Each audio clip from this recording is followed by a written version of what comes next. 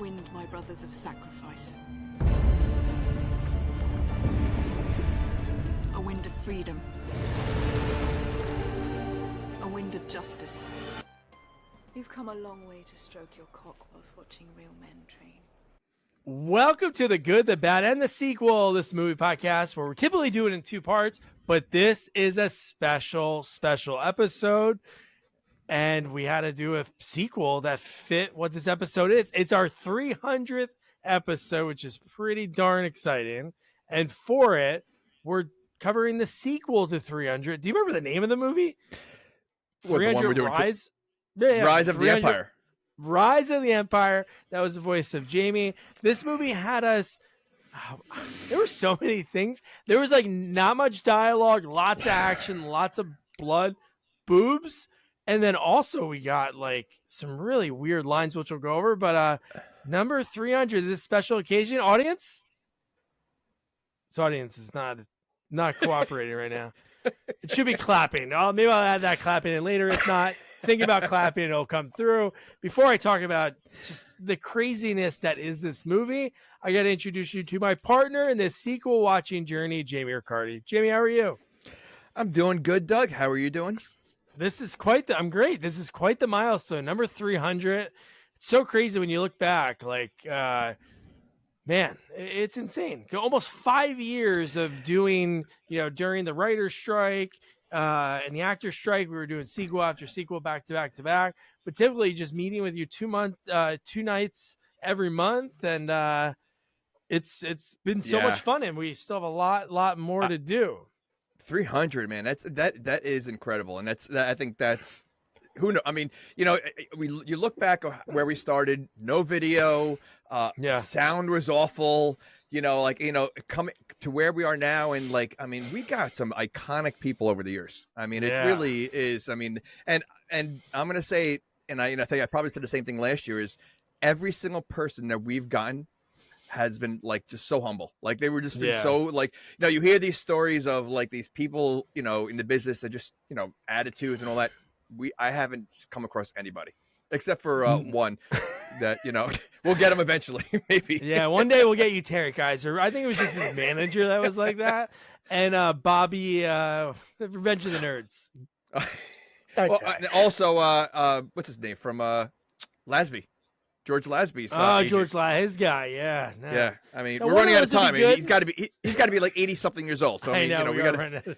So next week we're going to do a 300 episode. We're going to do like the year in review.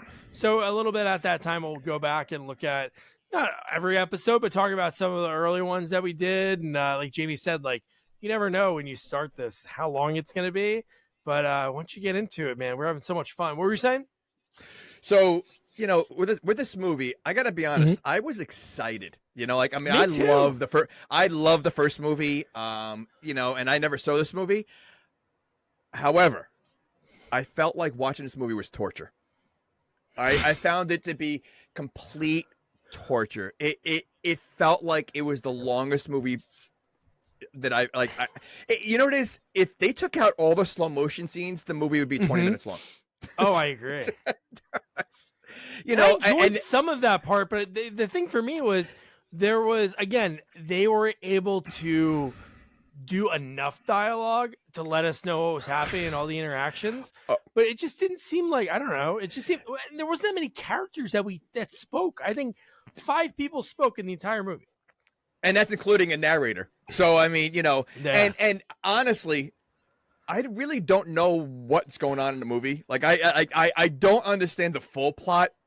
It was hard to hear a lot of the dialogue because of the sound effects and music in the background, and it was honestly it was like a hard movie to watch for me. And I stopped it a few times, and the slow motion in the first 300, it was like something you'd never seen before, and it was great. Like it worked. Here's an example of trying to take what you have in the first movie and then just overdoing it. I mean, like slow motion falling into the ocean. They were like slowly drowning, and that was in slow motion. Like they used the slow motion for like every little scene, and it was just like such overkill that it was just, I don't know. It was, and the CGI was Like the blood was so ridiculous. Yeah, you know what it was? I was going to say the same thing, and it was funny because the actress was in both. Eva Green, which we see a lot of Eva Green in this movie a few times, and another girl's a couple times. But the parallels between this and Sin City, because I think she was in the sequel of Sin City. It was that, like, the blood was very like cartoonish and like gray, because that was the tones of the movies at times. But I didn't even think of that, like thinking, oh, this looks bad. I was just like, oh, this is what they're going for, because it reminded me of Sin City. Like, I don't know who the cinematographer or the special effects company, but it looked the same. Even the lightning bolts, the dark sky, like, it gave me that vibe. Well, I mean, it gives you that. Well, it gives you like a comic book vibe, right? I mean, like the first 300 is like Braveheart. They just like it just fighting and action and arms chopped off, and they look good.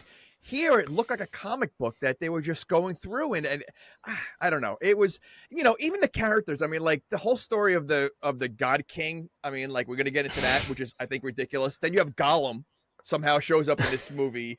The Hunchback. The Hunchback. He looked exactly like Gollum. Like, it was just ridiculous. Like, it just, I don't know.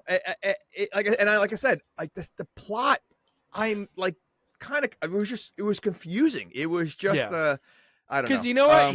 Here's the question. I'm not a history major, and I thought I was pretty good at history, but I don't remember much of this. All I know is a lot of times when I look up the trailers of these movies, the comments are like, "Oh, this movie rules," or "This one sucks." This one had so much love. And a few people are like, oh, it's not historically accurate. It's like, who really cares? It's not like we're talking about a movie about something that happened in 20 years that most people know. Like, hey, whoever wrote this stuff down is the person that decided it. So they could have been like, only 5 people died today, Bob. It's like, 5 doesn't sound sexy. 5,000 people died. It's like, people read that, it's like a tragedy. But some of those scenes, like, if it even came close to happening that way, the Navy battles with all the ships, dude, why are they? But my question is, to get to it, why are they fighting? Like, what is the purpose of it? Nobody's kidnapped.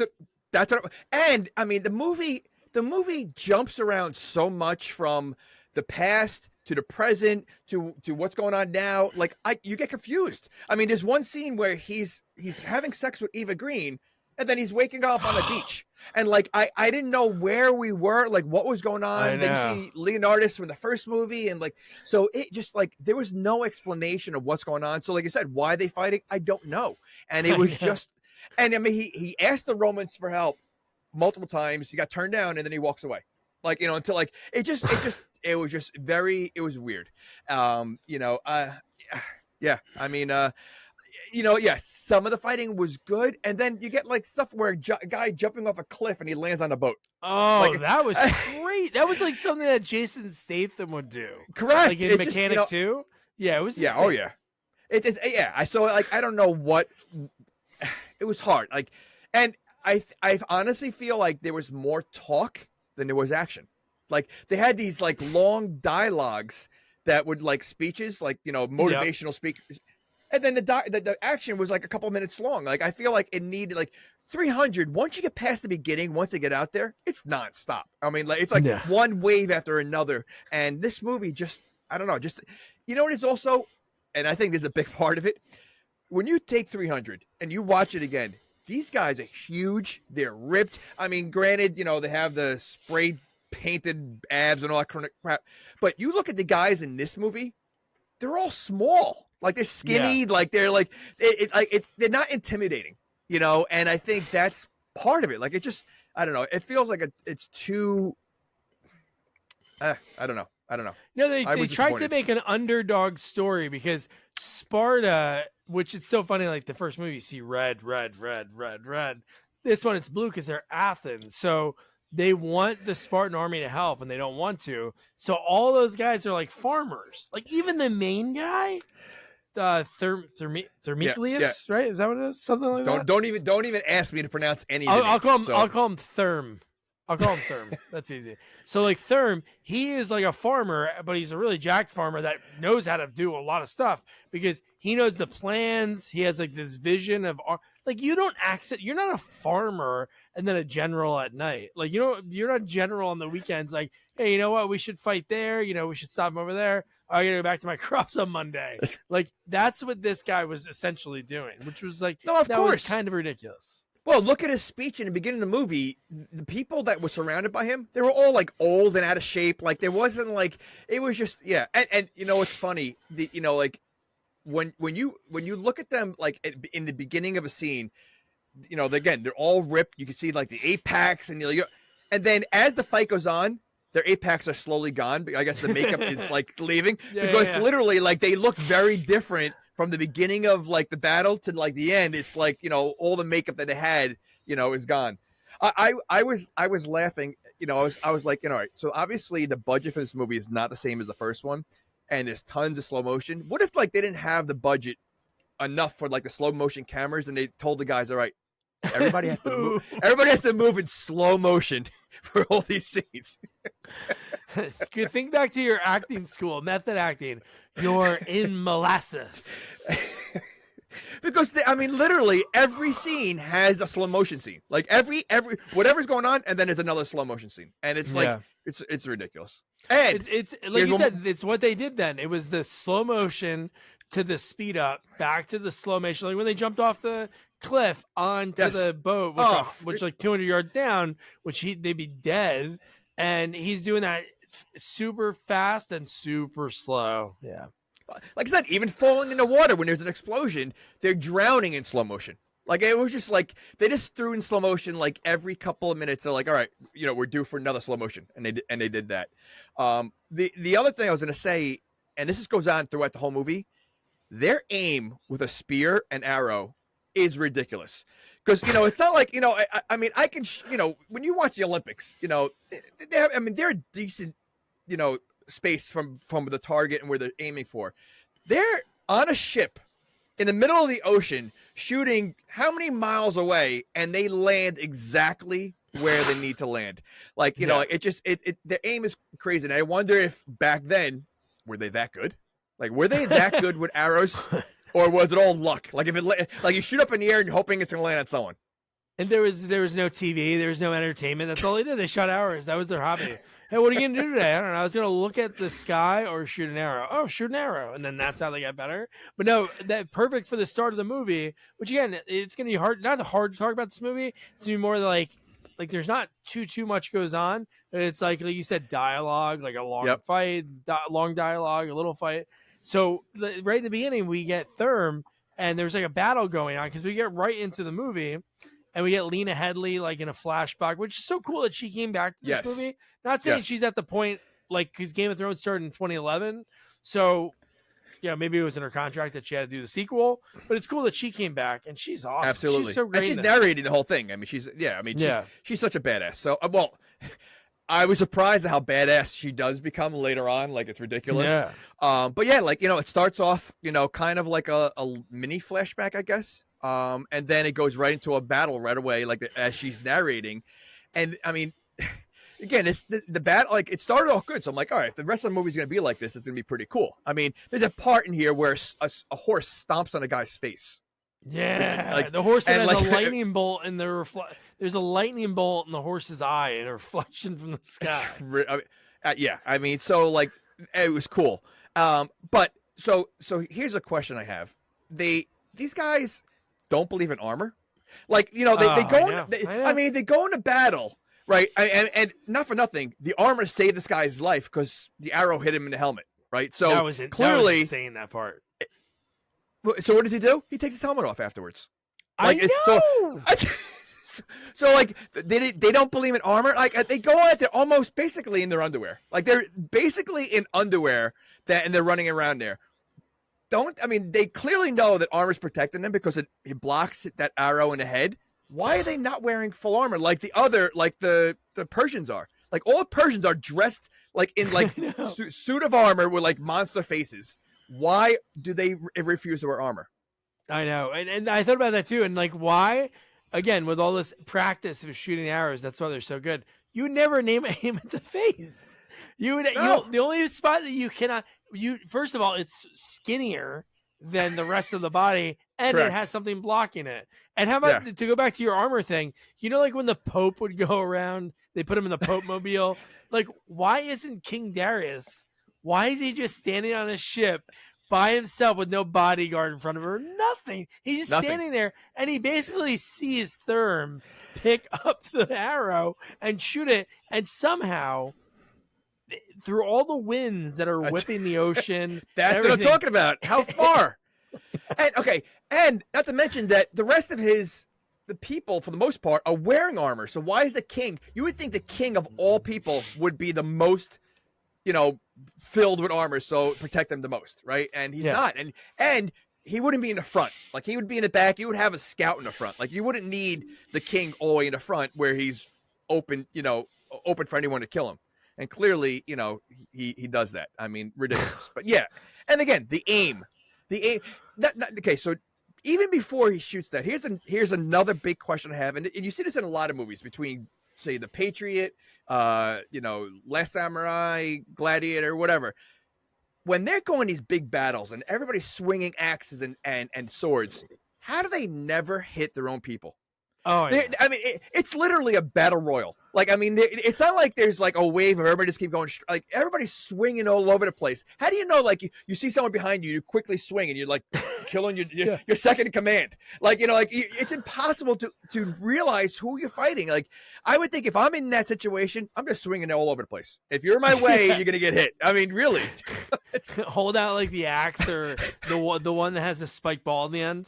The mace, and just run around, like twirl around, and or like at least so like or say, all right, guys, let's all wear yellow, like, so it really stands out, and this way we can see who's on our team, because once you start battling, everybody looks the same.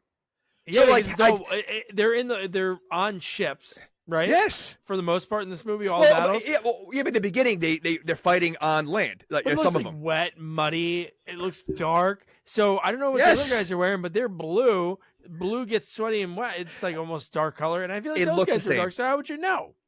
So I wonder, like, in Civil War, when they were in the Civil War, like, did we kill our own people by accident? I mean, like, there's so much chaos surrounding you.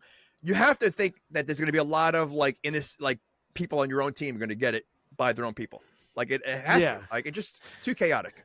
All right. They wore different colors during the Civil War, but I bet it sometimes they'd be like, wait, what's their logo?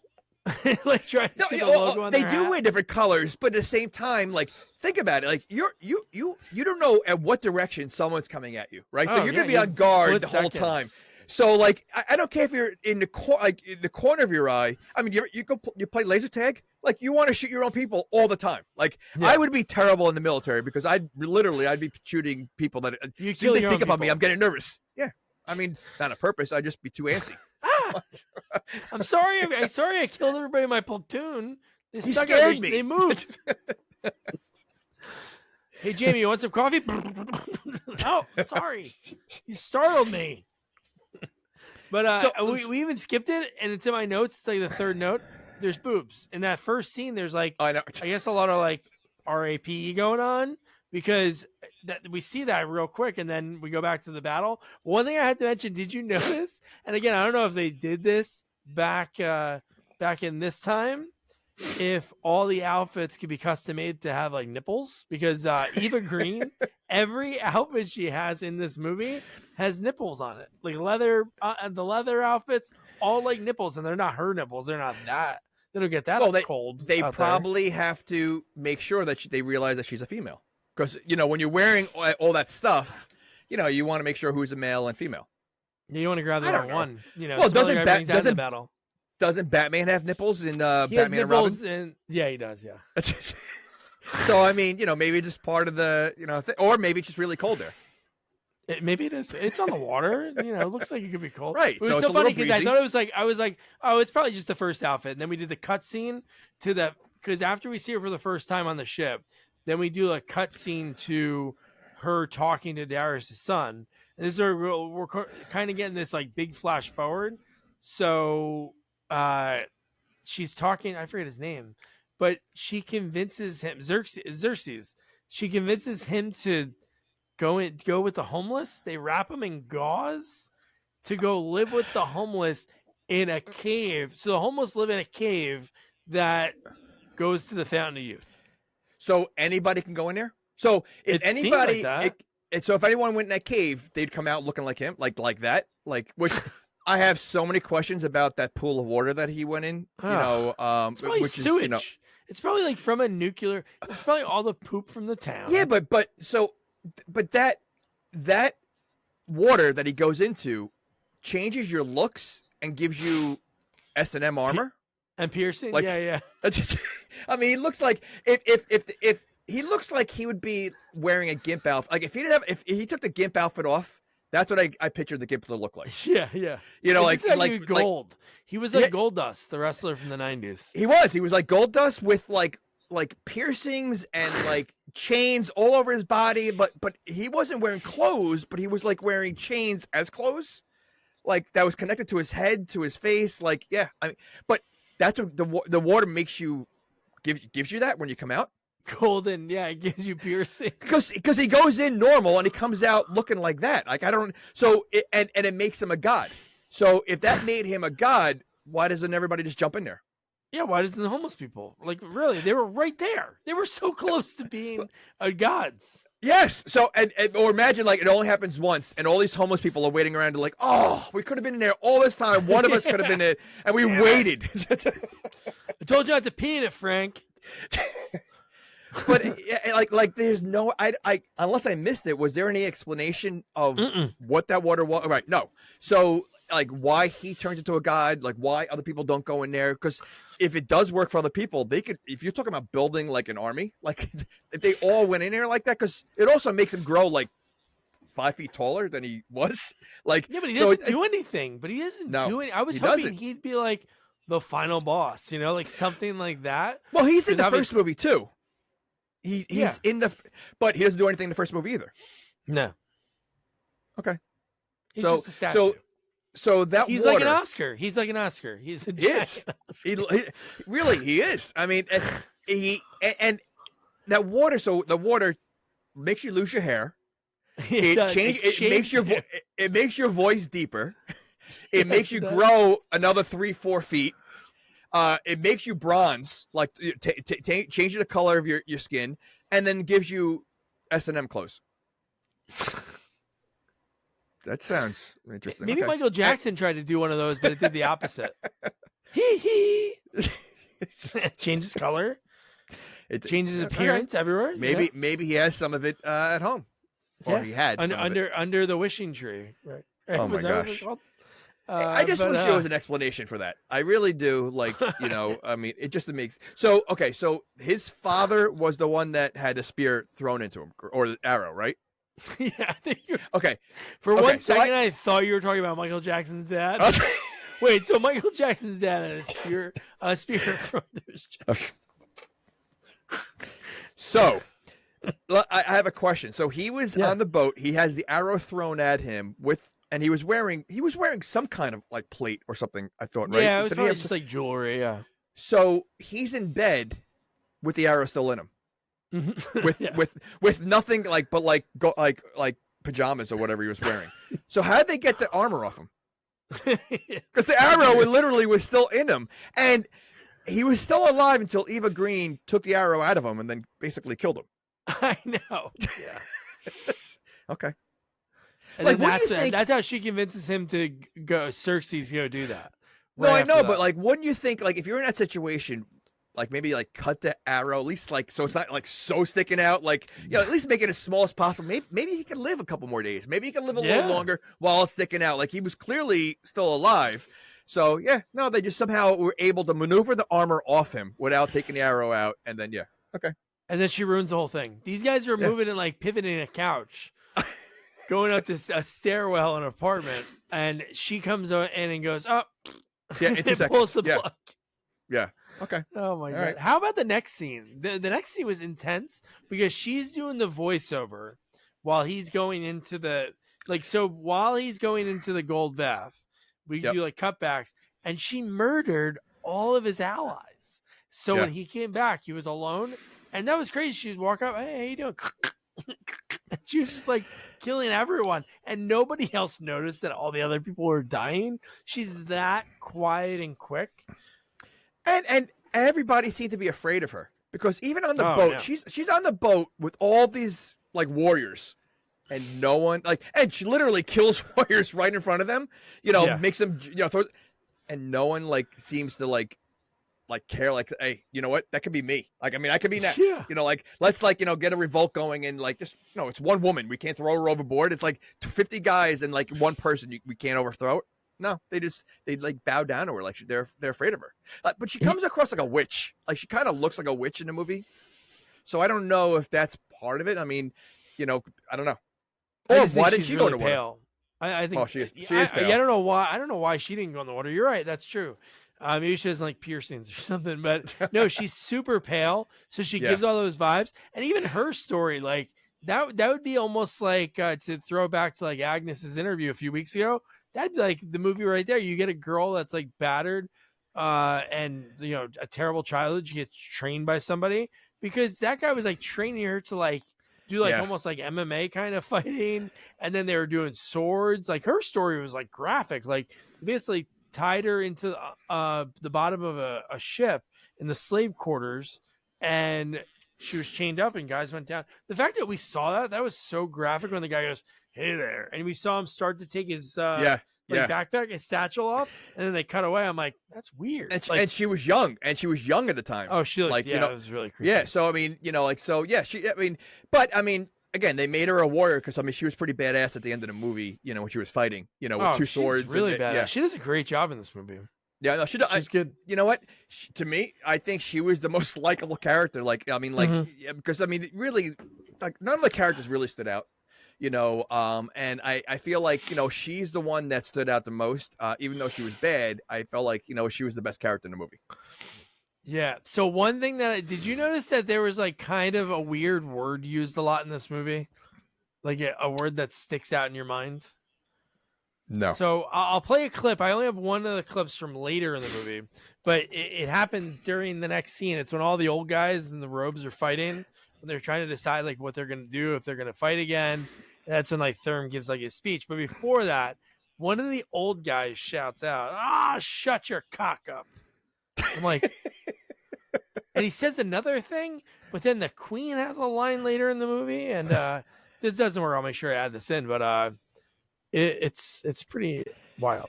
You've come a long way to stroke your cock whilst watching real men.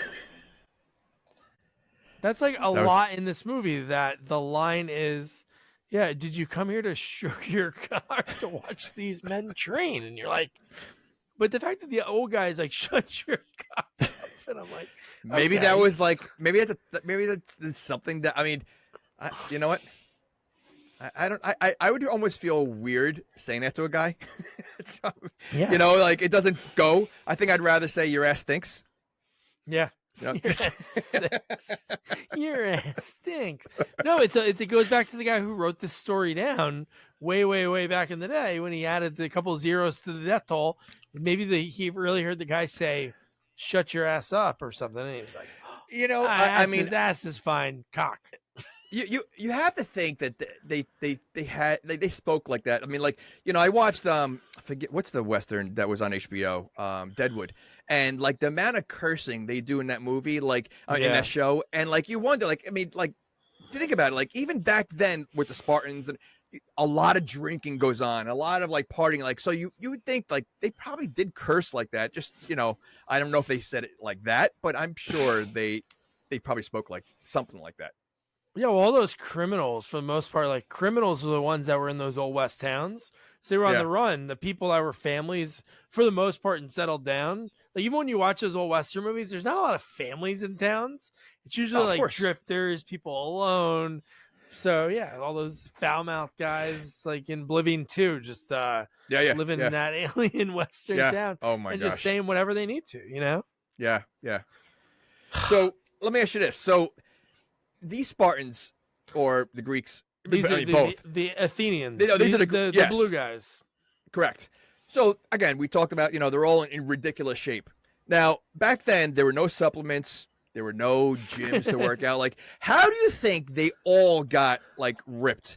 like that, like back then. I mean, again, all they ate was meat, and like it wasn't, I don't know, like, I mean, if this is accurate of even Vikings and all these guys that were like I wonder if like all of them were big like that. Like, how did they get that big? Are they like bench pressing like horses? Like, I'm surprised there's not a museum or a documentary on that, because that'd be great. Like, that would be the next fitness trend. Like, train like a Viking, and it's like all you do is like you bring the people to your house, and it's like, yeah, they used to pick up sticks and put them from that side of the yard to the other side of the yard, and then they did that over and over again. But I don't know, I guess like picking up boulders, like that guy that was on like those strongman competitions. Okay, I assure you, if I picked up boulders and sticks, I wouldn't come close to looking like that. If that's all I did, like, I mean, it just looks ridiculous, because they all look like they could be on steroids. Like they're all huge and ripped, like no body fat. So it's just funny. Like, you make it think, like, how did they get like that? Like, what did they do? The more same thing. Go back to the guy that he had the artist draw the pictures, and it's like, all right, this way. Whoa! Why is his belly so big? Because his belly's big. Oh no, rip him up. Give him a 6-pack. Throw another line, a little 8-pack there. But no, you're right. Yeah. It's so funny. That's something that I'm serious. Even like hundreds of years ago, like during the 1800s, I've never seen it. I've like been to a museum and they're like, oh, this is the first barbell. Like, what were they doing? Well, I mean, it's funny that, and if that's the case, if they were big like that, then what happened that changed that? Because there were years where, like, think about the first Superman, right? Like George Reeves. He wasn't a big guy. He was just like, he was like bulky, like he was like fat, like fluffy, right? So back then that was big, so like Charles Bronson was like the big guy, like tough guy. So what happened from like the Spartans of being like massive like that there's a time that everybody just started getting out of shape? TV fast dinners food. And I was gonna say fast food. Fast food came. And cable and TV and on demand and okay. All right, that makes a little belly right here with me. So then Thurm convinces everyone out of nowhere, which was so. He gave a nice speech, but everybody was so like vicious towards each other. Again, they're farmers. They're, the blacksmith. They do jobs like that. Like, they're not doing jobs that are, that they don't want to go to war. They don't have that experience like the Spartan army. So he convinces them because he says, oh, I can get the Spartan army to help. Because he throws like that little hook. So then he visits the Spartan training training grounds. I love his buddy that the guy ends up being such a badass. But was that where the guy was getting beat up? Is that the scene where the guy came over? No. No. That is when he's getting beat up. Yeah, the training. I mean, like, how is that train? Like, is like, I wonder if, I mean, it's almost like gang initiation. Like, if like today's world, if you're gonna join a gang, you got to go in like a bull in a ring, and you just got to get your butt whipped. Or cockfighting, whatever one survives is the biggest. What is so? I think your definition of cockfighting might be a little different than what it was back then. Oh, you're right. That's the way they use that word in the movie. Right. But no, I think it was just that, like, oh, this guy's too weak, throw him out. Maybe he becomes a farmer. Maybe that's sort of how they did it. But no, it was like vicious. They kept beating that guy was already down. Okay, he's out. All right, he's out. And they kept going. I mean, they're stomping on him. I'm like, there was like no, like, that's crazy. Yeah. I mean, I wonder if that's, I mean, I could see it, I guess, but does that really like make you a good warrior by showing you that you can get your ass kicked? No, if anything, I'm showing those guys are probably kicked out. Like, the guys that lose are probably become farmers. Oh, yeah. And they probably, because Sparta is like those guys that lose in the world. How do you think you're going to win when you have 15 guys just stomping the crap out of you and they're all in ridiculous shape? I don't think anyone wins. Yeah, no, it makes no sense, because they're looking for the one guy that's like what Arnold Schwarzenegger and Commando that can like take out 4 guys at once, just like lifting his arms. Or what's his name? James in American Ninja 2. Yeah, when you hear the bowling pins and when he throws everybody. Good old Steve James, yeah. Steve James. Insane. Yeah, like yesterday or the day before was 30 years ago he passed. It's insane. He should have been that guy that was doing it until even now. Like, he could still be doing stuff. He definitely would have, and that's I think his last movie that I saw was "I'm Gonna Get You, Sucker." He played the guy. Oh well, that was 89, 90. No, he I know. did he did American Engine 3, and then he did the one that we covered. That was his last movie he ever did. One Fist 5 was his last movie ever. He died like 3 months afterwards. Wow. All right. And he was the bad guy for once. That was a very rare bad guy role for him. So another thing in this movie that to go with the slow-mo of the era, also the dust flying in the air. And the lens flare. Like they use the lens flare so much in this movie. How about the fact that blood landed on the lens multiple times? Yeah, that was pretty. That was like wild. But but who leaves that in a movie? Like I don't think I know. I don't know if that was by. I thought that was more of because this was the area of people doing the 3D movies too. So I was thinking they were doing not that this is 3D, but they were doing like a cheap like, hey, look at this cool effect. Yeah, but it takes away from the movie. Like it's like like I noticed it too. I was like, that's weird. And it happens like 2 or 3 times.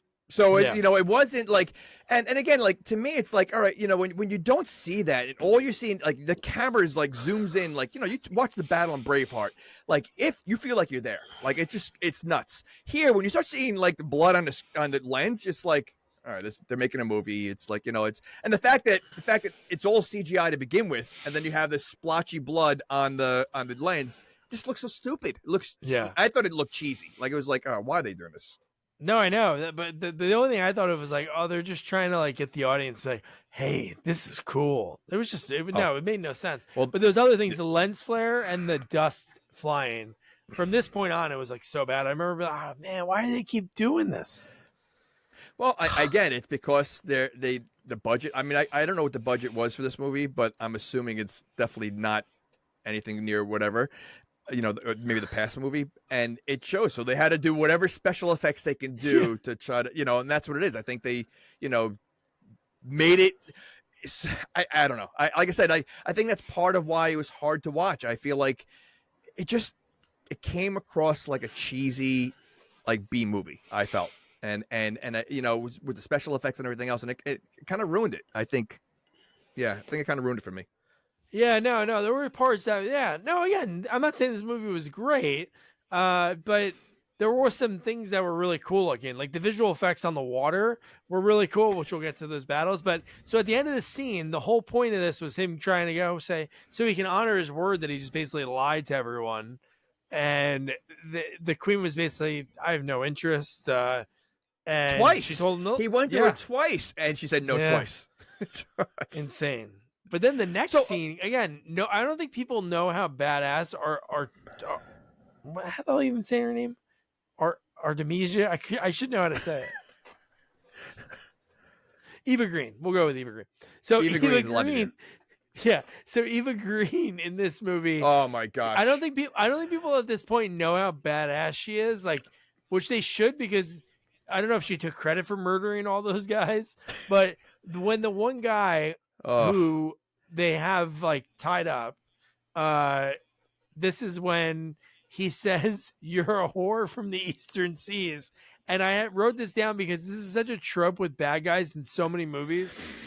Eating an apple with a knife or a sword. It's supposed to make you look tough, I guess.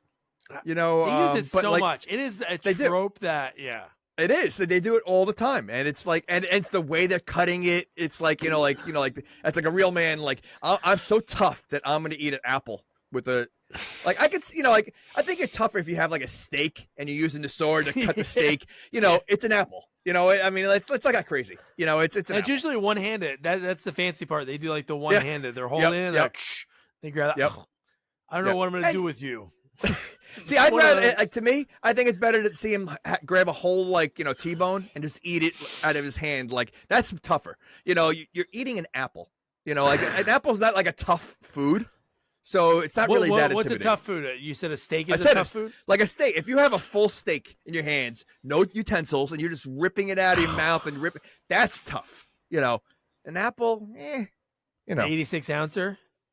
Make sure you have all the grizzle. That one.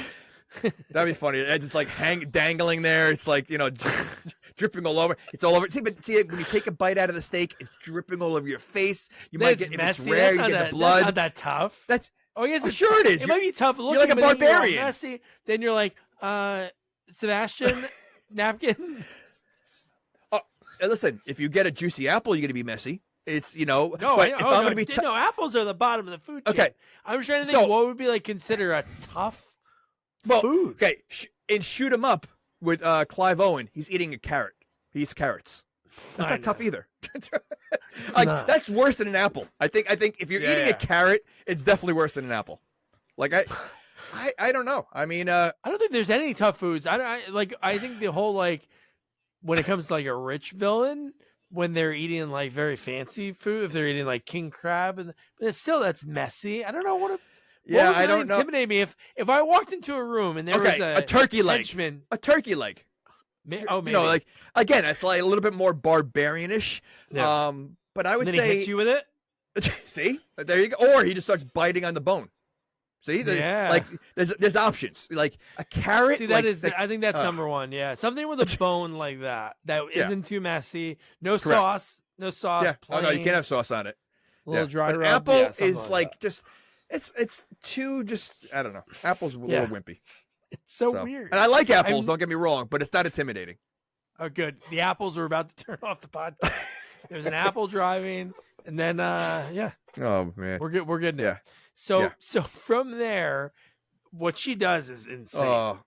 She cuts a man's head off, and she kisses his head, and the head looks great. Like I don't know if that's prosthetic or it's like CGI, but it looks really good. But okay, so what was she trying to show there?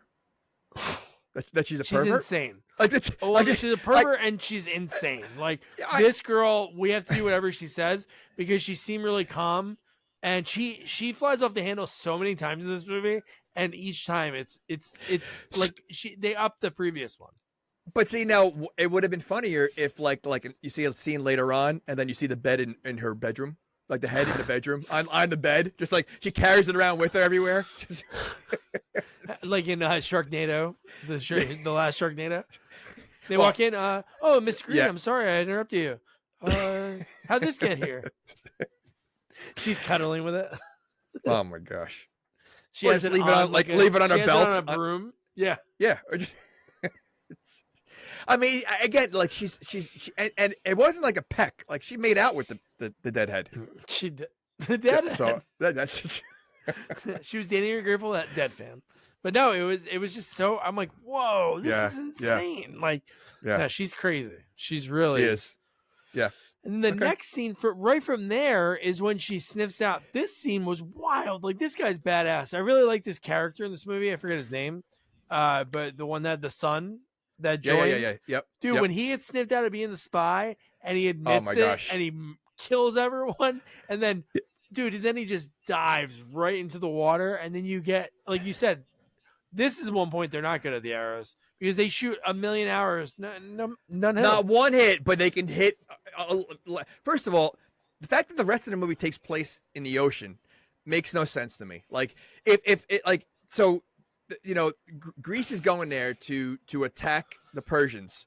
Why are they attacking on sea, knowing they have all these boats that, like, the whole army? I would assume attacking on sea is very difficult to do. Like unless, I mean, the only other thing I can think of is like, all right, they're attacking one boat at a time, and the other boats can't really shoot too much because they're gonna hit their own people because. The boats are too. I don't know. I just don't know. Like, isn't it better to sneak on land than go out there in the ocean? Like, I don't know. I think no matter what, I wrote down. Could you imagine if there was no guns or bombs or missiles or anything?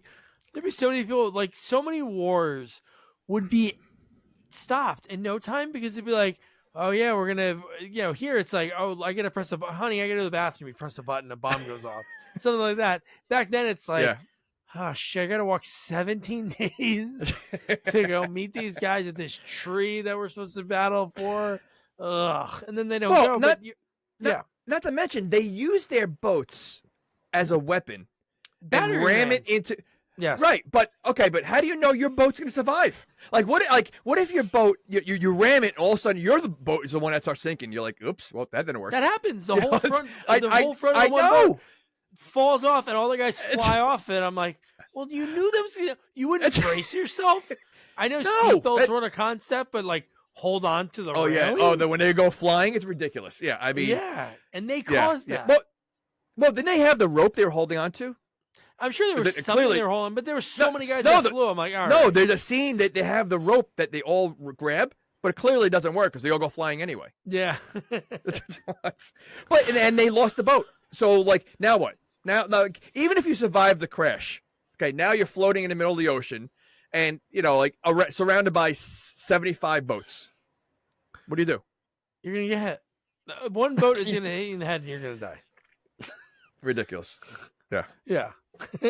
and then right from this, he gets back the traitor, and then we see his son, and his son wants to battle, and then the next day, because he goes, I'll talk to him. So could they have made the son more wimpy looking? He was like when he's talking. First of all, he's small. He's like he's not as tall, and he's like a skinny dude. Like he's like it just like they could have made him a little bigger. I mean, he does do some battling later on. But yeah. He looks like Lip Gallagher. I bet you Lip Gallagher auditioned for this. He has the same face as him, the same look, and I'm like, man, I bet you he. But no, you're right. He is a whimper again. He's like a farmer. He's probably like so I don't. The kids weren't going to school too much back then, but like the fact that he was like, Thurm was like, hey, you know what? I'm not gonna, I'm gonna talk to your dad, and then the next morning he goes, okay, if you want to fight, go on my ship. I'll protect you. And it's like. The guy just said he doesn't want his son to battle, and then you're gonna bring his son into the battle, like against his will. And Eva Green wants to kill you, so you're gonna bring him on the one boat where it's gonna get attacked. Yeah. Okay. All right. God. And then we get our first Navy battle. This is a cool. Like there are some things in this movie that are cool. Like his speeches I thought they were pretty cool, but I love the fact that you get his speech and then you come back to Eva Green, and hers is like. She's like, I want you to destroy all of their ships. Like, she wants everyone dead. She doesn't hold anything back. She's a bad guy that would not protect people. Like, except in the scene right after this, she should have murdered him when she had the chance. She has no loyalty. I mean, I would not want to be on her team because you don't know when she's so bat crazy that you don't know when she's gonna just turn on you. But all that whole beginning about the brother and seeing him. He does what's the point of that whole scene in the beginning? And he does nothing in this movie. He does absolutely it was like a wasted character almost. Like, we got his backstory of how he becomes that guy or the god, yet there's nothing else that goes with it. Like, it made no sense. Like, if you didn't have that whole scene and just had Eva Green as like avenging her father or whatever, the movie goes on. Yeah, like you didn't need that part, so like I just don't understand why they even had it in there. Yeah, there was no time that he helped or hurt her. Maybe it'd been good at one point, like she needs help, and then but he doesn't really like. It wasn't like she was asking for help. He just was like, I'm not going to help you. But it wasn't like she was in a situation like hold my arm and then let her go because you basically killed my dad or you manipulated me and killed all the people I love. No, nothing. But she is badass because in this battle, again, it's so hard to describe these battles, especially the ones on the ships. They're obviously going back and forth, and then they win. Like Athens somehow sort of upsets them because of his strategy of like going into the circle, like this whole weird thing. But my favorite part of this whole movie, and it's kind of like a running bit. It only happens twice, but I think it's so funny. So was it the slow motion? Was it the slow motion rowing? No, not the slow motion rowing. Okay. But no, when she appoints a guy, so she's in charge, right? She appoints a guy minutes before the battle starts. Okay. What can he do? It's like if I appointed you as like a head coach of a team or like a GM of a team, like, hey, you're going to be the GM of the Giants on Sunday. You have no time to make impact. You have to like even as a head coach, you can't implement strategy. Same thing with this guy. She appoints him and they lose and she kills him. Like she throws him into the ocean in seconds, and in my head I'm like, he had no chance. She did not waste any time. Well, yeah, but she clearly set him up. She must have not liked it for whatever reason. Yeah. And so if she's gonna pick you to do something, you're pretty much not gonna make it. No, yeah, and I love the one guy was kind of going against her right after this, like, oh, we should have done this, we should have done that, and then he was like talking shit to her, and then within seconds she's like, I want you to lead the Navy into the next battle, and he's like, oh, we will win. And she's like, I want to win tonight. He's like, oh, we will. And I'm like, you just saw what happened. You saw something you have no control over. It's not like you're gonna be. It's not like you'd be like, hey, ship 14, we got to go after ship 27 on their side. There's nothing. You're just watching it. It's like electric football. No skill. And again, you see this in movies all the time. You have that one leader who will kill one of their own warriors.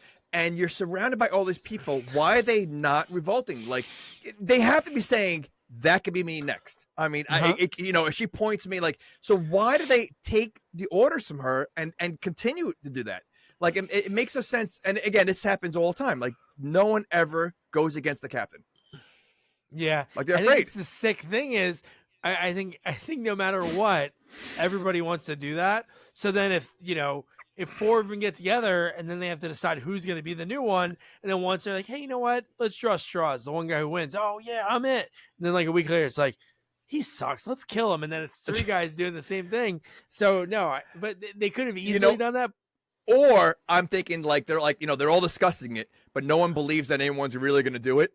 So then when the one guy goes, all right, charge, and like everybody else behind, and the one guy runs forward, and he's the one that gets killed. And you're like, he gets caught. Good thing we did. Stabbed. So there's probably So there's probably no trust there. That's why like they're afraid. Like it's like the prison escape, right? Everybody has that idea, but who's really gonna do it? Yeah. So I do like when the guy's doing the report again. How quick can they get this information without cameras or microphone, something? He's like, I think we've lost, because he goes through the numbers and he's like 15 ships fully destroyed, 25 this, and how many in total? And she's like, and he's like 75 lost ships. I'm like, how do you replenish that? Yeah, well, how do you know though? But how do you know? I know. Is there someone like keeping track? Like like his job is only to keep track what's going on somehow, and that's it. Like it is, it's ridiculous. He's a counter. He's looking in like a big old telescope, and he's like, 1, 2, 3, 4. Oh, that one moves. 1, 2, 3, 4. Which is so silly. So let me ask you this. So back to the rowing that I was talking before. So they had a guy that was whipping the rowers, and again, you see this in movies as well. Wouldn't that weaken your rowers? Like if you're constantly getting whipped, like I would think that would do the complete opposite. Like it's only going to slow you down because people can start getting hurt. They're not going to be able to row. They're in pain. So how is that helping? That's not motivating. Yeah, I think the only way they should. I think there's no way in hell that that's what they ever did.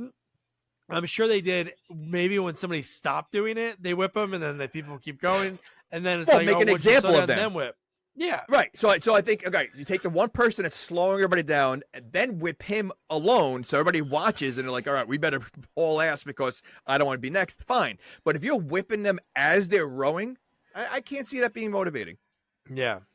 100%. Okay. Insane. Okay. The just in the insanity of thinking like, hey, I'm going to hit this person I want him to go on top speed. As soon as you hit him, he's going to buck. And then he's not going to. Then he's going to slow them down. They're probably thinking it works for a horse, so why not work for rowers? Nay. Oh man. And speaking of horses, by the way, that might have been the dumbest. Like I there's a lot of things that are dumb in this movie, but to bring a horse on a boat and ride it, I mean, like, doesn't that kind of, I always feel like that makes you a easy target. I know you're going to trample on some people, but like you are like, they all have bows and arrows. I mean, you are higher than everybody else, but like you're riding a horse from one end of the ship to the other. Yeah. I mean, like, yeah. And then you jump in the water with the horse. It's so ridiculous. Like, why would you bring a horse on the ship with you? Like, it makes no sense for a battle.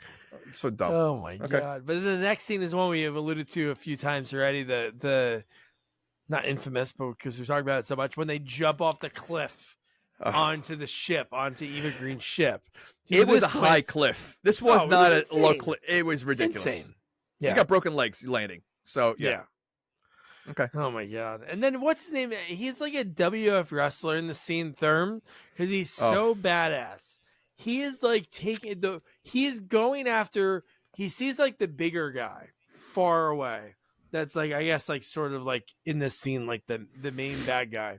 He's like going through boom, boom, one-on-one, like taking all these guys out. Then the last guy, he's like kind of having like a little battle with for a second. And then he chops the guy's arm off and his leg off. Like, whoa. And he split him down the middle. It was insane. It was insane. No, he hits him right in the middle of the head. And the head split. Yeah, he sliced him. Oh. Yeah. God. Well, it reminded me the one part, because he not only chops his arm off, he chops his leg off too, I think. Yeah, arm. Yeah. He turns him into a mat. Because they reminded me of Holy Grail when he chops his arms off, his leg, and I'm like thinking, because the guy was hopping for a second because he had one leg and one arm. I'm like, oh my gosh. Yeah. No, it was kind of like so silly. And then here's the most ridiculous part of the movie. And I don't know if this has ever happened. I don't know how this can happen. I know obviously in war, you want something from a war. So even nowadays, it's like two countries will talk on the phone or meet, and they'll be like, here's what we want. What do you want? To go back and forth. But the fact that this all happened, the Athens army, who's like, a rag'em tagg'em bunch of farmers, took out 75 ships of the Persian army. So Eva Green, there's one ship close to them, right? And a little like dinghy boat comes out, and the guy walks up and is like, Artemisia would like to meet with you. And it's like, I'd be like, why would I do that? I would be like, let me send the lowest guy in the totem pole. He can go over the information. No, let's send the guy that's basically like the hero of our team, the best player. Let's do that all by himself. Well, that's the thing. Like, and again, it goes later on. Also, is like, and again, you've seen these movies. How do you trust who's going to shoot or who's going to stab or what? It's like like Face Off when they have the guns to each other's heads. Yeah. Like, I don't want to be in that situation because you're. It's like you're waiting for the first punch before you can throw a punch. How do you know that it's not going to? She's not going to stab him in 2 seconds. Yeah. Like, and even at the end of the movie, they both have their swords to each other. Like, what are you waiting for? Like, because all it takes is one person to do the move and it's over. Yeah. It's like so much, and it happens all the time. Like, I would never trust anybody. Like, this whole time they're trying to kill me, but now it's okay. Now that I know they're not going to touch me when I go there. It's like that weird Batman and Joker dynamic that they talk about in The Dark Knight. Like, they could kill each other, but they need the other person. Need each other. That's what their conversation at the end of the movie was for a second. She's like, we're the same. Well, but they are also sort of lovers, aren't they? Or like, I mean, like, I was that a one-time thing? I don't know what that was, because was that a dream? Because he did wake up all battered on the beach, right? Yeah. No, it seemed like it could have been, but the best was like you said, I'd be so cautious. Like, I wouldn't like. Of course, I'd be looking behind me. I wouldn't like. I'd make sure she doesn't have any weapons. But she gives him wine, and for a second, I thought he was going to drink it. I'm like, are you going to drink this right now? How do you know it's not poisoned? I mean, like, 100%. That's God, but they're like, within seconds, she wants to have sex. Like, she's all over him. And then they're doing all she's had is a head for the last, like how long? So, I mean, she's kind of desperate at this point. Can you imagine that scene? Like, he wakes up in the morning, like, and the head's in the bed. And she's like, sorry, we got a little crazy last night. But it was just so ridiculous, because even when they're you said you wanted a little head. Oh, that's great. But the fact that like they're like having sex, okay, and then they start fighting. Oh, I was gonna say, like, is that and they were turned on by it. Like, they seemed excited by it. And it was like violent fighting. Like, like at any point it looked like one could stab the other. Like, that's how it got like, and they seemed to like it. Like, that was choking weird. her, like choking her. I'm like, oh, he's choking her, like, because that's what they're into. It's like, oh no, he's like choking her to hurt her, and then they're fighting. And you know what? That was so funny, because the other guys who are like her main guards, I guess, that are like the ones that are loyal to her, those people that wear like those funky metal masks. I'm like, they're listening to this. They're sitting there and hearing like grunts and things slamming all over, and like they're probably just like, oh, she's getting it on again. Or, you couldn't imagine like, oh no, they're sex fighting. Well, the worst part I thought was that she gets him arrested or grabbed by the people, but she didn't let him get changed. He's still naked. Like they grabbed him with no clothes on. Oh no, I think he had like his helmet covering himself or something. Yeah, he was covering himself with his helmet. Trojan man, right? Look at that fits. That's how they figured that. That's how they got the name of the brand. That's it. See, one thing you never get in movies, and maybe because this is totally different, but like you had like doggy style they showed and her boobs, and I'm like, this is like weird. This is like Skinamax-esque. Like this is like bizarre to have that graphic of a scene in a movie like that. I'm okay. Of course, it was awesome. It was fine. Eva Green, man. I was gonna say this movie I feel like it needed it because during this time, like you would think this is what probably happens, right? And the fact that all you see is what, hundreds of men with no shirt on fighting. So you needed a little girl, something. Why not? I mean, you have guys with no shirt on. You might as well have a girl with no shirt on. Yeah, equal opportunity. Yeah, even the odds.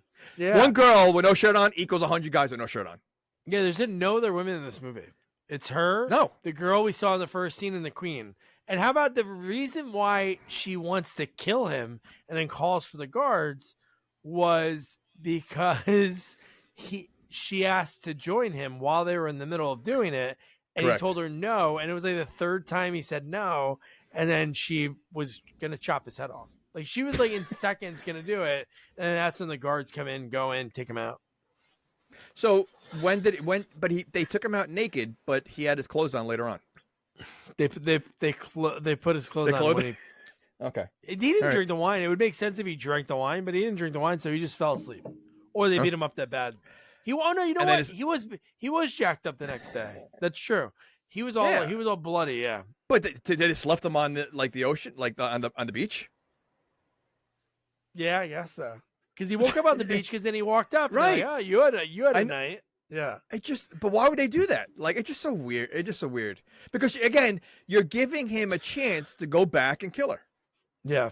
Like, so, it's like all these, the tropes in all these movies. Why do the bad guys always leave that one guy? Like you said, maybe it's the Batman Joker thing that, it's more fun having someone that I can battle with.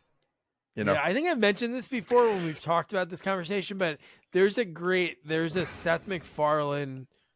It's called The Cavalcade of Comedy. It was a DVD that came out probably in the 2000s, like maybe when Family Guy was off of the air for those 2 years. But on it, they did a Wile E. Coyote Roadrunner sketch, and he caught him like in the first minute. It's like a 5-minute thing. You know what I'm talking about? I think so. And he's like depressed. Well, he catches it, he eats it and then he's hanging out with his buddies. Yeah, and he's just depressed, looking at the skull on his mantle. Yeah, because that's what he lives for. Like that's his life. So maybe for the Joker, or Batman, they wouldn't have. They need each other. It's funny. I just saw the Dark Knight the other day, and I mean the way he says "you're too much fun" or something like that. He says that to Batman, like I need you. I'm not trying to kill you. I need you. So yeah, I guess. I mean, I don't know. I mean, obviously it backfires later on. So I mean, it's not a good plan. No, it's not a good plan. One thing that was really cool, and I wonder if this is historically accurate. I got to Google it and do some research. But how about when she asked for her personal guards to go in, and they have like those leather backpacks, and they start swimming? I no joke. In my head, I'm like, oh, those must be bombs. Like my brain just said bombs. Like I'm thinking, oh, they're gonna light themselves on fire, and obviously it changes in a few seconds. It's really the scene's pretty quick. But how about like Eva Green? They're so close to them. Yep. Eva Green is able to fire that arrow and shoot the spy right in his heart in front of his kid, man. She hits him multiple times. Yeah. And again, like how far away is she that she's able to aim? And again, like you said, you're on the water. You got to think there's wind velocity, all that stuff. Like there's no way you're going to be able to shoot an arrow. Okay. You're lucky if it hits him once. She hits him like 3-4 times. So the fact that she has that good of an aim like it just crazy. And again, it goes along with everybody else. I also like, how do you get chosen? Like, and you see this with movies with castles, you know, the guys that climb the castles, you know, with the ladders, and you know, the guys in the boats that are swimming, they're climbing the side of the boat. I don't want to be that guy, because they're clearly like, you're an open target. They're waiting for you. You know, like when you climb the castle, they're throwing the hot oil on you, you know, as you're climbing, like, you know, you're not making it. So how do they pick who goes and does that? And like, who wants that job? The craziest and the worst people. I would say you have to put your worst people in that job, because most of the time they're going to get swords to the head while they're climbing up. Of course. You know? You know, the first few will, and then there might be that one guy that is able to maneuver his way on there and then distract everybody. But the first few are goners, without a doubt. Yeah. But then this guy's dying, and he goes to his kid. He goes, "Fight on, boy, fight on." And then we get, dude, how about this was the first thing in the movie that was, again, not a lot of it's believable, like the sword. You know, I guess people could be that good with a sword, but when you had those giants, oh my that was kind of like Mountain from a Game of Thrones, yeah, throwing like giant fireballs in the sky. Oh, that jumped the hammer. He had he had a flaming hammer, like it's ridiculous. Yeah, I mean, so stupid. Like, that okay, sort of like jumped the shark. Because not saying this other stuff was like historically accurate, but I could plausibly in my head say, yeah, that could happen. This could happen, but this isn't a thing. Okay, first of all, you assume that hammer is super heavy, and how far is he really going to throw it? Oh yeah, you know, and you're on a boat that's probably rocking a little bit. Like, there's no way. Imagine, like, so heavy that, you know, when it lands on the wooden ship, it's gonna go right through the floor. Like, what if he doesn't like throw, like he slips and like his own ship can get the hammer right Eva to the Green floor in the head. Yeah. But again, another great arrow, right? Right? Wasn't it an arrow? Another therm arrow that went even farther than the one that killed Darius in the opening scene, and shoots him, and then the guy basically, because he shot him at the right time, that he was in mid spin for the throw, and then he had to drop the rock, and then he basically burns himself. Like, that was it. Yeah, no, it was you know, I wanted a little bit more from those guys, because they were so different than all the other ones, you know. So like, I wanted to see a little bit more, but yeah, no, it's, you know, the weird thing about this battle was was that the oil or whatever that was leaking from the ship, or was like or the gasoline, or was that blew up later on. No, what blew up was those kamikaze guys. They had the leather backpacks filled. But the whole water was filled with that oil that was coming out of the ship or something. Oh, I don't remember what was coming out of the ship, but I know those guys had explosives and gasoline in their bags. So when Eva Green did the flaming arrow and shot him, and you saw it go into him, because the guy saw him climb up, Therm saw him climb up, and he like walked towards him, and he's like, "Off the ship!" As soon as it hit, the arrow hit. Then everybody jumped, and then obviously most of them didn't make it, because the whole beach was bloody, except him and his buddy, who he's known his whole life. He's like, "We're farmers, man. We're just farmers. We shouldn't be doing this." Crazy. Oh my god, man, that was insane. But then we get the Hunchback. We meet the Hunchback, who works for the, you know, Cersei's, so weird. The gold. But so weird. It was like what was the point of making him a hunchback? First of all, the big guys were like the things in this movie. Obviously, him turning into gold and getting piercings in water is pretty ridiculous. But these are like, I guess these are the three most ridiculous things. I could see the tall guys more than the Hunchback. I mean, he was a monster. I mean, he literally looked like Gollum. Like, his face was Gollum. But like he looked like a turtle.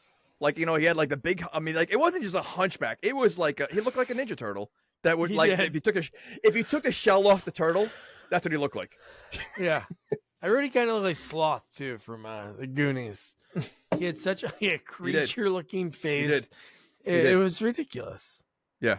Cause so weird. And then they used Sloth to get information, because they send Sloth to Therm. Correct. So Therm, after he talks to Sloth, he goes to visit the Queen.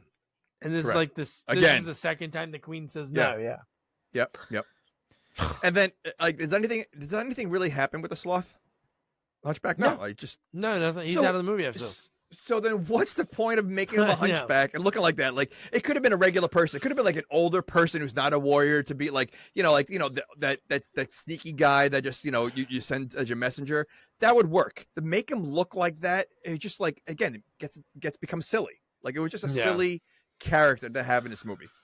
Yeah, it's so silly. And he was basically like, it was like he was working for the gold guy, Xerxes, and then he was working for Therm and the Athenians, because when he goes back, he brings the message back to Xerxes in Artemisia and lets him know all the information. I think it was like how many ships they have, how many guys, like what their plan is going to be. And then he goes, "Oh yeah, Thermiclius is alive." And she's like, "What?" He's like, "I saw him with my own two eyes." And that's when she's like super pissed off and she wants to go like murder everyone. Yeah. At this point, Do you think that the hunchback should even be speaking English? Like, No. he looks so much like a monster that he should be grunting. Like, there shouldn't be any words that come out of his mouth. he should sound like he's gargling marbles. Like, there's no yeah, you're right. No words should be coming. And it'd be like, okay, take this note to the people over on the other side of the mountain. That's it. That's all that guy should do. Yeah, There's no correct. way anybody took the time to be like, hey, we're going to teach you how to read and write, bud. Especially coming from that side. Like, they're not teaching him anything. It's just... Go or find- maybe he go was the find last the guy that got rug. beat up during a training. Yeah. That was It's true. Yeah, he got his ass kicked so bad they shifted his spine, changed his rearranged his face, which could make sense, how brutal they were destroying everyone. Yeah. But so then they go into somehow Thurm convinces them again, even though so many people died. Hey, we're gonna do this. Maybe they're gonna help, because that was what he kept saying. Like, oh, Sparta, Correct. maybe they're gonna send people in. She said no, 2-3 times. Doesn't he also say something like, we're probably not coming back from this? Yeah, yes. He makes it, so, like, who's volunteering for that at this point? Because I'm not sure even they know why they're fighting. So okay, listen, we're gonna be outnumbered by a lot of ships again. This is gonna be, we barely made it out, made it out alive this last one. This time we're probably not coming back. Then why are we even fighting? Like, what's the point of it? Like, let's just go home. They never said anything why. All they basically said was obviously Persia wanted to take over Greece, but it was like, I don't know, wouldn't they like, wouldn't Sparta have helped earlier if that was really the case? What did they think? Persia would like take over all of the country? Oh, we'll leave you your part. You guys are good. No. This would have been better if it was the Romans, because the queen wants revenge on her husband that died from the Persians. That storyline would have been better. And now you have a reason why they're fighting. Here, like, I just don't. Again, I don't understand you already in the first movie you already saw the odds, right? There's 300 versus how many, and you know what? They almost beat the odds, but they didn't. You're gonna try to do the same thing in the second movie with Greece. Yeah. Like, it makes no sense. Like, I think a revenge factor would have been a better way to look at it. Right. Yeah, they made like a bunch of sequels after this, and it was like, 300, and they never make it. They never. It's really just the story. 300 people die. Every Just right, time. people die underneath. So Okay. I did like the makeup was pretty badass. It was very. I wonder if Zack Snyder wrote and produced this movie. I wonder if he was like a fan of like Cobra Kai or Karate Kid, because they had like that skull makeup from the Halloween party. But what was the point of that, though? Just battle Yeah, just paint? battle Like, it was... stuff, I guess. Yeah. Okay. It was kind of they look like the Cobra Kai. I was trying to figure out what I've seen even like these tribes. You see like the movies with when they have the cannibals. They usually paint their face like that. But I just didn't like it again. But that didn't fit. Like, it doesn't fit the spirit of what the movie was. Like, it just didn't make sense that they would do that. Yeah, and especially at this point, there was such a heartfelt moment. It was kind of silly to have him in makeup when you had this moment, because he said, that's when Therm said, "Oh, your father's last words were that you deserve to have a seat at the table."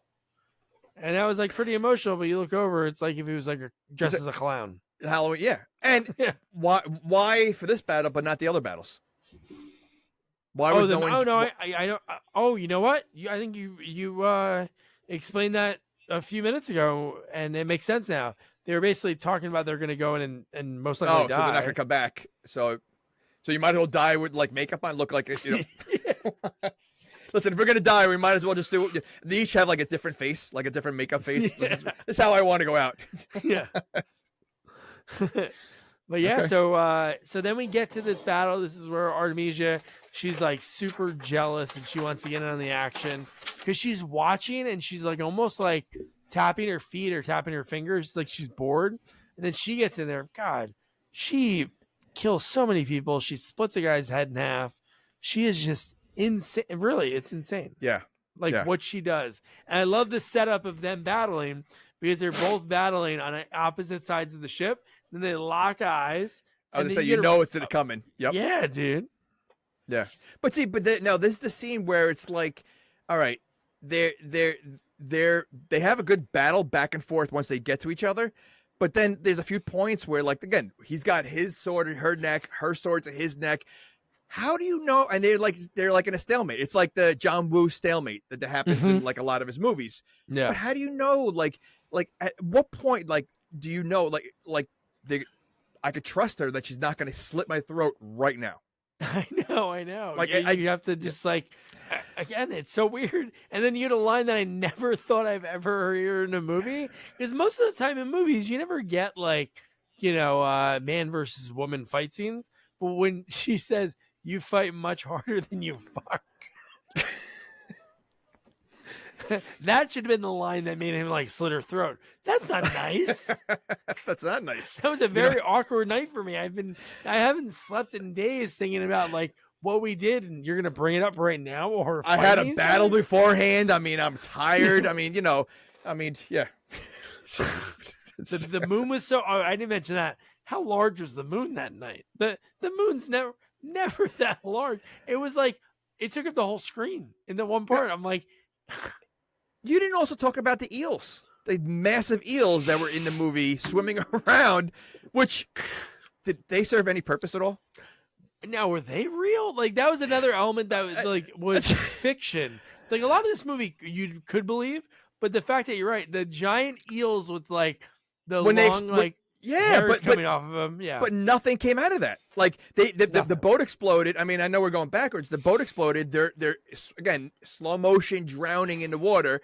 The eels are swimming by and nothing else happens with them. Like they don't come into play later. The eels like ate 2 people and then fade to black.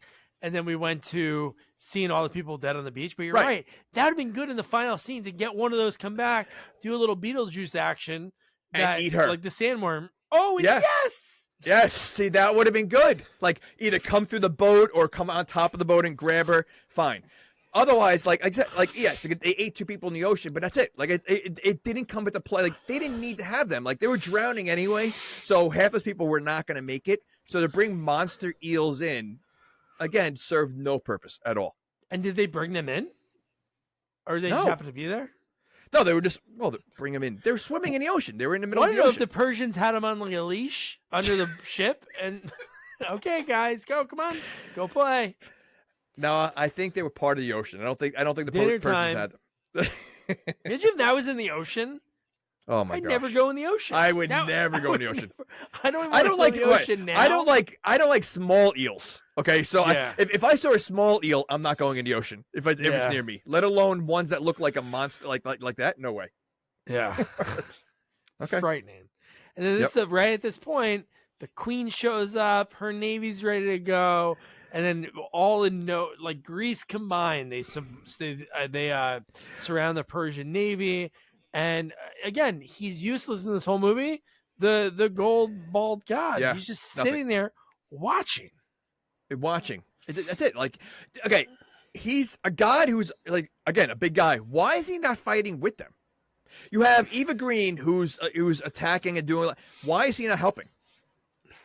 He's a pacifist, maybe. I don't know. He just watches the whole movie. Okay. Even in the opening scene, he wasn't out there battling. He was in the back of the ship when his dad got shot. So he wasn't even near the battle. Like, he wasn't even watching the battle. He was like in the back of the ship. Correct. And how about Eva correct. Green, the way she goes? Because again, he was gonna let her go. This murdering woman that could like, she basically went from a peasant getting RAP'd on the bottom of a ship.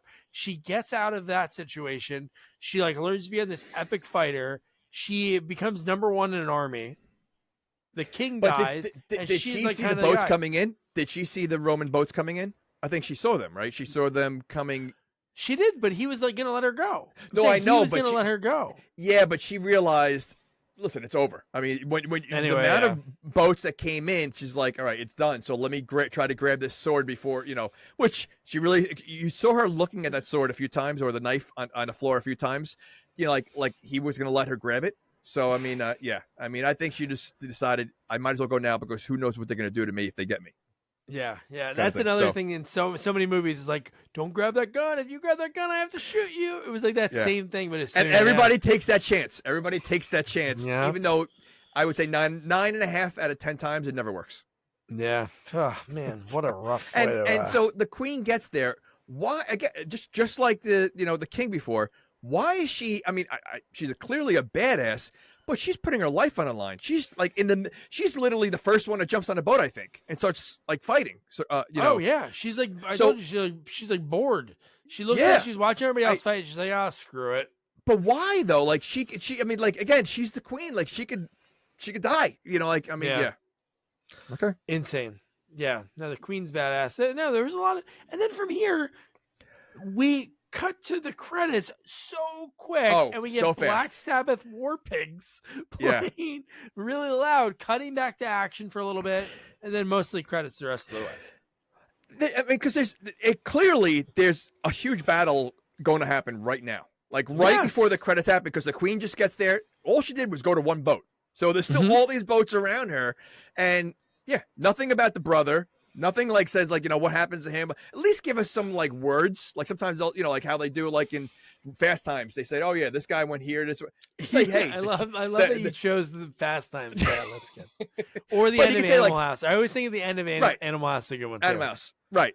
So you could say like, yes, the God King ruled for the next 20 years or whatever. Like just something. Give us something. No, it literally ends right before a battle. Like yeah. Okay. So and so invented the Post-it note. Like, Blukowski, he became senator. That was his thing. That's the best. Yeah. Oh, and then he didn't. And then and then one of the people in that, didn't they join the army? And then they got shot by their own people. Oh yeah. No, Niedermeyer. Niedermeyer. No, yeah, he went to Vietnam and he got shot by his own people. Yeah. Oh so man. Funny. So that was 300 Rise of the Empire, whatever it's called. Jamie, there's a perfect movie to do for our 300th. Again, it wasn't easiest to talk about, but it was the only way to go. There wasn't any bowling sequels for us. So would you recommend anybody to check this one out? I would not. I think I don't think it's necessary. I don't think it's entertaining enough to watch. Watch the first one again. I would just watch the first one again.